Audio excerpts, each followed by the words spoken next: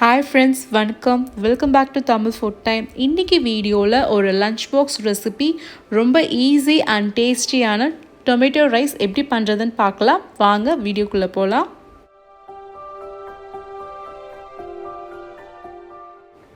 இப்போ ஒரு கடாயை ஹீட் பண்ணிட்டு அதில் 1 டேபிள்ஸ்பூன் எண்ணெய் சேர்த்துக்கிறேன். நீங்கள் வேணும்னா 1 டீஸ்பூன் நெய்யும் சேர்த்துக்கலாம். இப்போ எண்ணெய் நல்லா காஞ்சதுக்கப்புறம் 1 டீஸ்பூன் கடுகு சேர்த்துருக்கேன். கடுகு நல்லா பொரிஞ்சதும் ஒரு டீஸ்பூன் உளுத்தம்பருப்பு சேர்த்துருக்கேன். 1 டீஸ்பூன் கடலைப்பருப்பு சேர்க்க போகிறேன்.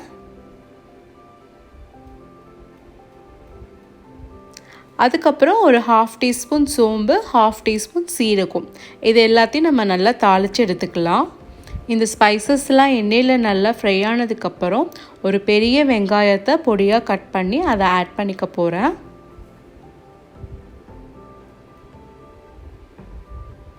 இப்போ இதை எண்ணெயில் நல்லா நம்ம தாளித்து எடுத்துக்கலாம். வெங்காயம் நல்லா வதங்கினதுக்கப்புறம் 1 டீஸ்பூன் இஞ்சி பூண்டு விழுது அதையும் ஆட் பண்ணிக்கிறேன். பேஸ்ட் இல்லாட்டி இஞ்சி பூண்டு நல்லா இடிச்சும் சேர்த்துக்கலாம், அதுவும் இந்த சாதத்துக்கு நல்லா வாசனையாக இருக்கும். இப்போ இஞ்சி பூண்டு வெங்காயம் நல்லா வதங்கினதுக்கப்புறம் 4 தக்காளி எடுத்துட்டு அதை நல்லா பொடியாக கட் பண்ணி ஆட் பண்ண போகிறேன்.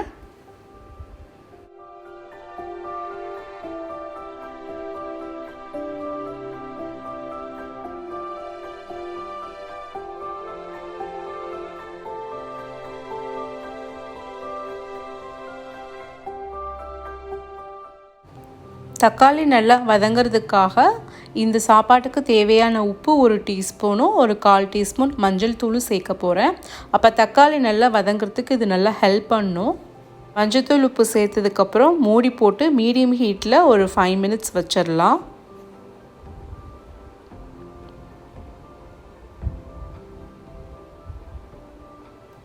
ஒரு 5 மினிட்ஸ் கழித்து பார்த்தோன்னா இந்த மாதிரி தக்காளி நல்லா வதங்கி வந்திருக்கு.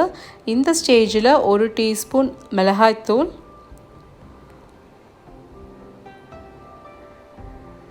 ஒரு 1/2 டீஸ்பூன் கரம் மசாலா, இது ரெண்டும் ஆட் பண்ணி இன்னும் கொஞ்சம் ஒரு 5 மினிட்ஸ் இதே மீடியம் ஹீட்டில் நம்ம வச்சு எடுத்துக்கலாம்.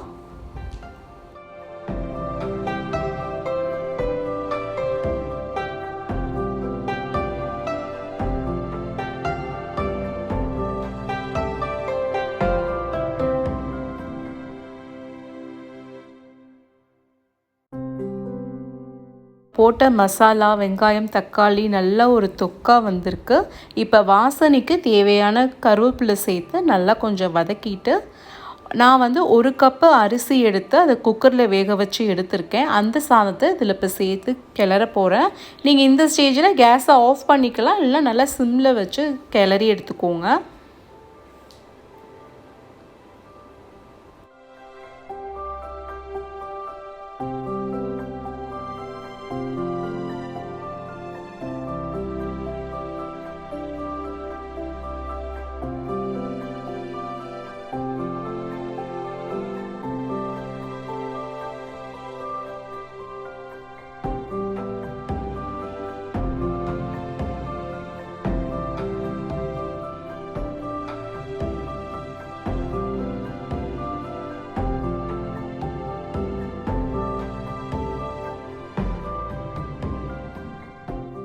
ஸோ இப்போ தக்காளி சாதம் ரொம்ப ஈஸியாக சிம்பிளாக எப்படி பண்ணுறதுன்னு பார்த்தோம்.